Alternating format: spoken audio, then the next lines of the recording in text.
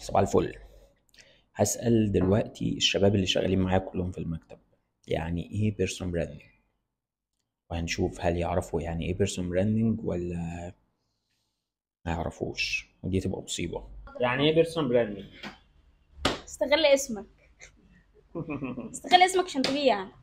بيرسونال براندنج ان انا بعمل براند لنفسي، انا بحاجه شخصيه بيا وبسوق لنفسي، بسوق بقى للحاجه اللي انا بعرف اعملها ايا كانت هي ايه.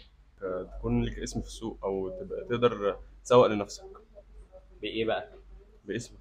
يا ولا عندك ميزه بتقدمها الناس تعرفك وتقدر من خلال ان انت تسوق لنفسك، تبيع، تقدم خدمات. شخص بيحاول يعرف الناس هو مين شخصيا وبيحتك بيهم، بحيث ان الناس تبقى عارفه ان البراند دي تابعه للشخص ده، يبقى فيه كونكت ما بينهم، وبيحاول ان هو يقرب للجمهور اكتر. لو لسه معرفتش ايه هو البيرسون براندنج وايه اهميته، استنى عليا بس كده كام يوم وانا هنزل لك فيديو هشرح لك فيه ايه هو البيرسون براندنج وايه اهميته وليه لازم يكون عندك بيرسون براندنج قوي. سلام.